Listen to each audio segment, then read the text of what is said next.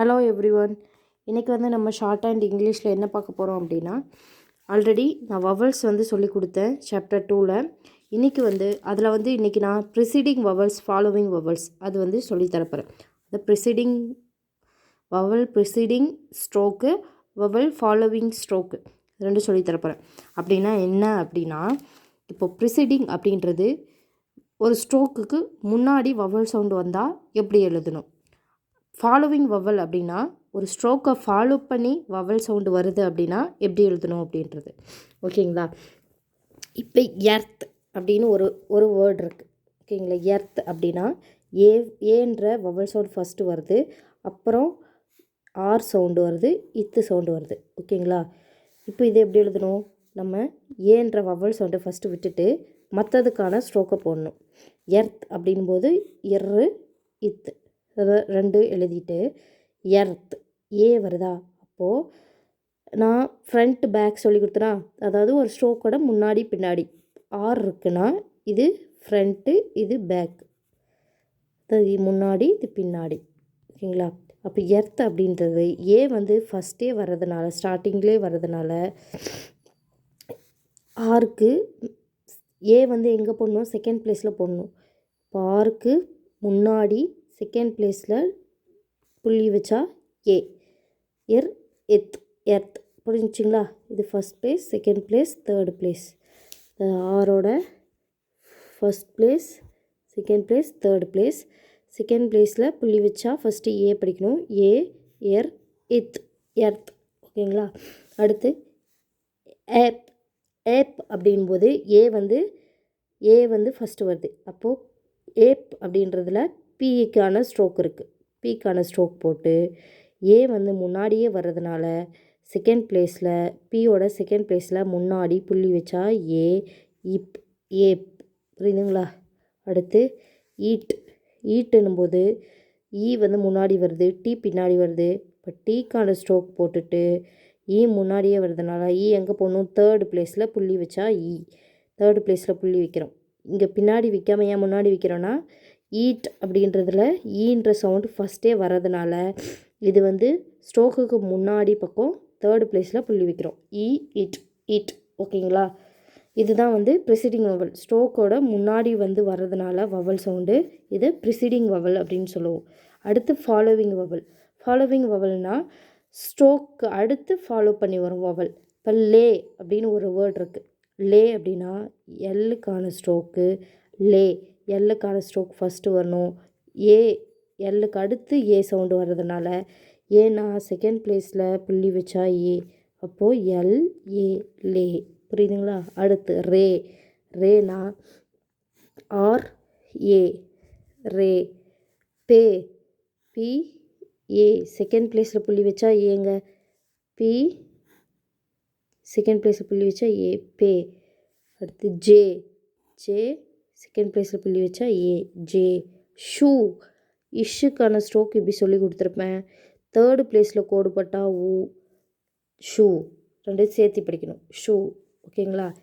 அடுத்து ஏக் அப்படின்னா கேக்கான ஸ்ட்ரோக்கு ஏ முன்னாடி வருதா பின்னாடி வருதா, ஏக் அப்படின்றதுல ஏ முன்னாடி வருது.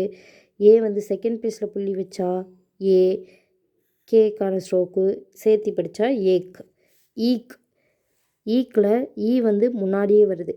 கேக்கான ஸ்ட்ரோக்கு முன்னாடி தேர்டு பிளேஸில் புள்ளி வச்சா கே, ஈக்.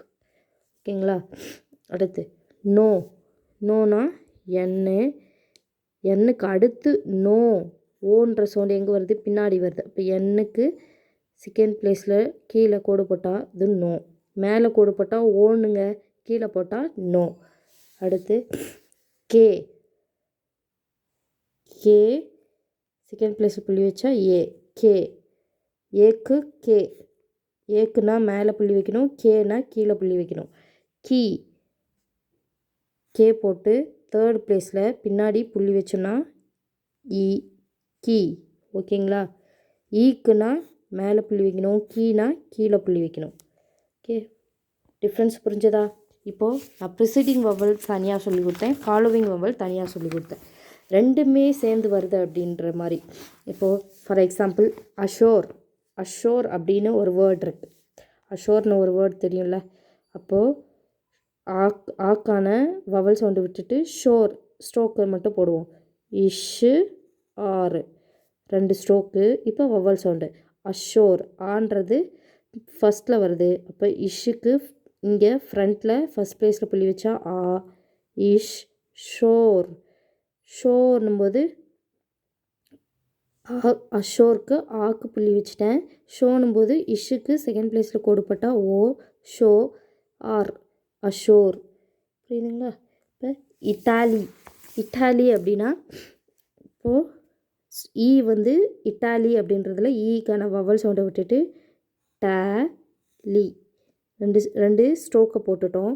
இப்போ வவல் சவுண்டு இட்டாலியின் போது ஈ வந்து ஸ்ட்ரோக்கோட ஃப்ரண்ட்டில் தேர்ட் ப்ளேஸில் புள்ளி வச்சா ஈ. டாக்கு ஃபஸ்ட் ப்ளேஸில் புள்ளி வச்சா ஆ டா. லீக்கு எல்லோட தேர்ட் ப்ளேஸில் லீன்றது எல்லுக்கு அடுத்து வருது ஈ. அப்போது பின்னாடி தேர்ட் ப்ளேஸில் லைட்டாக புள்ளி வச்சா லீ. இட்டாலி. புரியுதுங்களா? அகாடமி அப்படின்போது ஆகன இந்த வவல் சவுண்டை விட்டுட்டு கா டா மீ. ஓகேங்களா? அகாடமி வந்து முன்னாடி வருது. அப்போது கேவோட ஃப்ரண்ட்டில் ஃபஸ்ட் ப்ளேஸில் புள்ளி வச்சா ஆ. காணும்போது இங்கே காக்கு இங்கே பின்னாடி பக்கம் ஃபஸ்ட் ப்ளேஸில் புள்ளி வச்சா கா. ஆ கா டா. டாக்கு டீயோட ஃபஸ்ட் ப்ளேஸில் புள்ளி வச்சா டா. கேடா மீ. எம்மோட தேர்டு ப்ளேஸில் புள்ளி வச்சா மீ. அகாடமி. புரியுதுங்களா? அவ்வளோதாங்க. அப்போ ப்ரிசீடிங் வவலும் சொல்லி கொடுத்துட்டேன், ஃபாலோவிங் வவலும் சொல்லி கொடுத்துட்டேன். இப்போ வந்து நீங்கள் புக் வச்சுருக்கீங்கன்னா இதில் இங்கே vowel preceding and following strokes இது படிச்சுட்டு இந்த எக்ஸாம்பிள்ஸ்லாம் படிச்சுட்டு இங்கே கொடுத்துருக்காங்க பாருங்கள் example. Preceding vowel, following vowel, அடுத்து ப்ரிசீடிங் அண்ட் ஃபாலோவிங் வவல்ஸ், அடுத்து இந்த எக்ஸசைஸ் 5, 6, 7 எல்லாம் வந்து ஒரே மாதிரி தான் இருக்கும். இதை படிச்சிங்கன்னா சாப்டர் 2 வந்து முடிஞ்சிச்சு. அவ்வளோதாங்க. English chapter 2 closed. அடுத்து வந்து நம்ம அடுத்த கிளாஸில் பார்ப்போம்.